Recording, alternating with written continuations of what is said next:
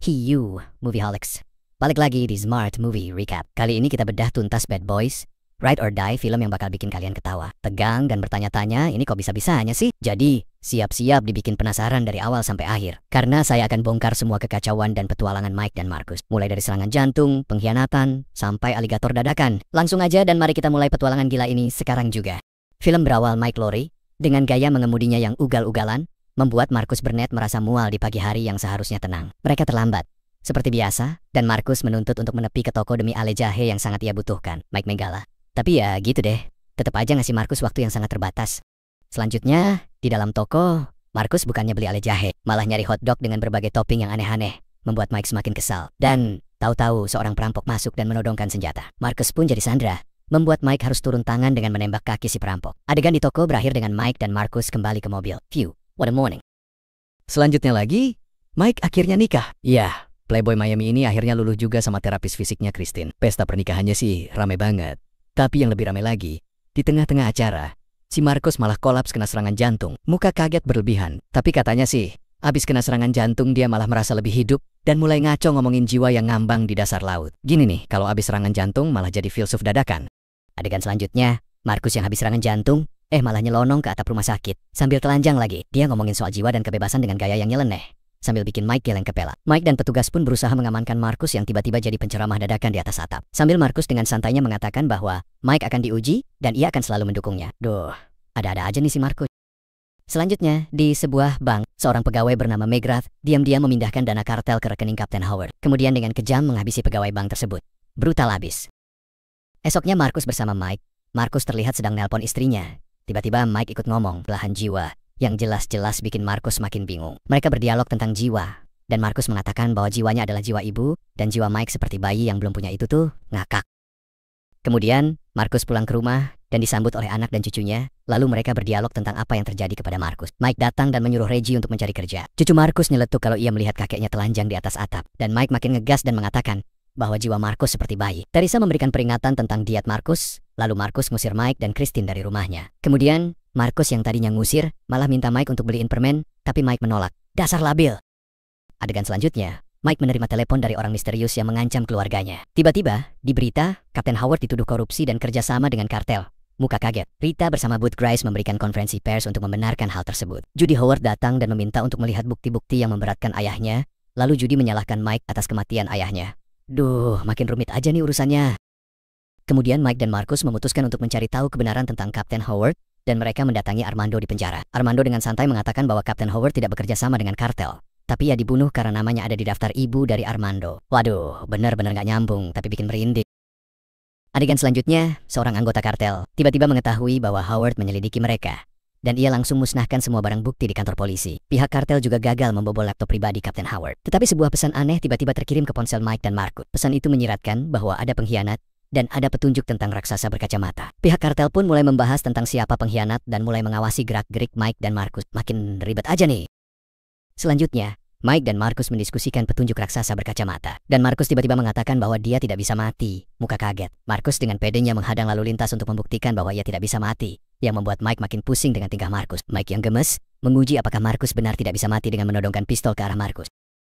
Kemudian, Mike dan Marcus bertemu dengan Fletcher, yang ternyata seorang seniman yang dulu dilindungi oleh Kapten Howard. Fletcher ternyata menyimpan informasi di dalam sebuah patung yang aneh. Mike dan Marcus ditembaki saat mereka melarikan diri dari gudang Fletcher. Waduh, nasib. Adegan selanjutnya, Mike dan Marcus dikejar oleh polisi, dan mereka tiba-tiba naik ke mobil yang sedang bergerak, dan tak terduga, mobil mereka menabrak mobil polisi. Mike mengalami serangan panik saat melarikan diri dari kejaran polisi. Rita menyuruh Mike dan Marcus mengikuti bukti, dan mereka berdialog tentang Kapten Howard. Kemudian, Dorn memberikan info kalau kamera mati saat pengejaran Mike dan Marcus. Lalu, Marcus kembali mengungkit serangan panik Mike.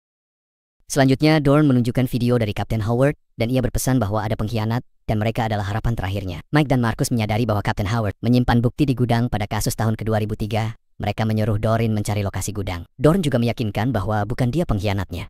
Pasti ada yang gak beres nih. Kemudian, di kantor FBI, Grace sedang melaporkan tentang kasus Kapten Howard dan berdialog tentang pemindahan saksi Aretas. Mike, Marcus, dan Aretas kemudian berada di dalam pesawat untuk menuju Miami. Dan Marcus tiba-tiba berbicara tentang kehidupan masa lalunya yang penuh drama. Mike yang mendengarnya, menatapnya dengan sinis. Kemudian Mike, Marcus, dan Aretas diserang oleh orang yang menyamar sebagai petugas, dan pesawat dibajak. Muka terkejut, Mike dan Marcus melawan para pembajak di pesawat, dan Mike berhasil mengemudikan pesawat, walaupun agak mencurigakan. Selanjutnya, Mike dan Marcus berdebat tentang tindakan selanjutnya, lalu Aretas menyuruh mereka membuang ponsel dan ikut aturannya. Mike dan Marcus berdialog tentang Armando, dan Marcus menyalahkan Mike karena terlalu memanjakan anaknya. Judy dan Rita berdebat tentang Mike dan Marcus, dan Judy yakin Mike dan Marcus adalah penjahat. Rita merekam dan memutar kembali percakapan pilot yang mengatakan Mike dan Marcus adalah penjahat. Grace menyuruh para anggota untuk mencari Mike, Marcus, dan Aretas, lalu menjanjikan uang imbalan bagi yang bisa menangkap mereka. Wah, nasib mereka makin runyam. Kemudian Mike, Marcus, dan Aretas berdialog tentang kondisi mereka saat ini. Aretas merasa bahwa ia tidak menyangka akan berada di tempat ini. Mike meminta maaf kepada Aretas, dan Aretas memaafkannya. Marcus meminta mereka semua untuk berpelukan. Kemudian Aretas menyindir bahwa mereka buronan yang payah. Mike menyuruh Aretas mengganti pakaiannya.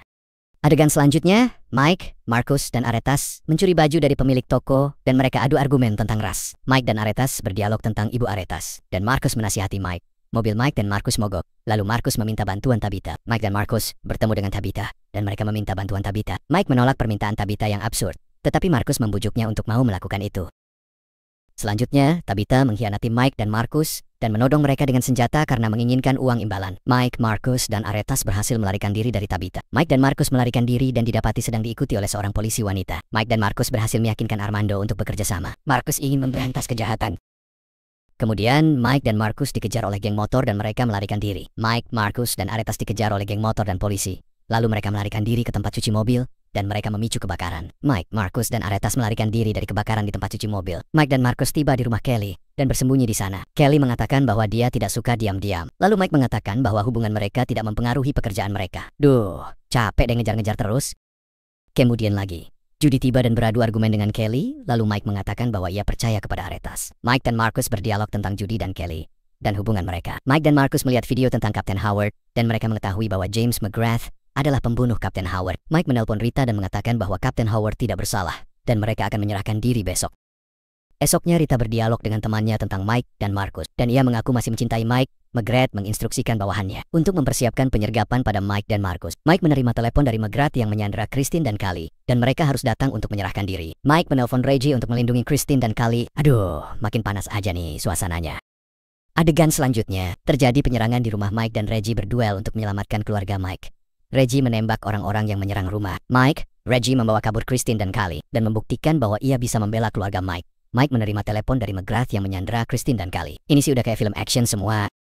Selanjutnya, Mike bertekad untuk menyelamatkan keluarganya, dan Marcus mencoba meyakinkannya untuk tidak melakukannya sendiri. Marcus berdebat dengan Mike yang akan pergi sendiri, dan akhirnya Mike dan Marcus bersedia pergi bersama. Marcus berdialog dengan Mike tentang siapa yang membocorkan informasi kepada musuh. Lalu ia menyimpulkan bahwa Rita adalah pengkhianat. Waduh, siapakah pengkhianatnya? Kemudian Rita menguping percakapan Mike dan mencoba menghentikan mereka, tetapi Mike tidak menghiraukan Rita. Rita menyerang Mike, lalu pingsan karena dipukul Mike. Mike dan Marcus meyakinkan Aretas untuk bekerja sama, agar bisa membebaskan keluarga Mike. Rita bercerita tentang masa lalu kepada Grace. Kemudian ia mengaku tidak ingin menjadi seperti itu, dan bertanya apakah ia mencintainya. Grace menjebak Rita dengan rekaman suara dan mengatakan bahwa ia tidak pernah menyukai Rita. McGrath berdialog dengan Christine, dan mengatakan bahwa ia ingin bertemu dengan Mike, lalu mengancam akan membunuhnya. Adegan selanjutnya, Mike, Marcus, dan Aretas bersiap untuk menyerang tempat penyanderaan keluarga. Mike memaparkan rencana penyerangan dan semua anggota tim sudah siap untuk bekerja sama. Mike menanyakan tentang Duke kepada Marcus, dan Marcus tidak menghiraukannya. Mike dan Marcus mulai menyerang tempat itu, lalu terjadi baku tembak. Selanjutnya, Mike dan Marcus menginformasikan bahwa mereka melihat musuh.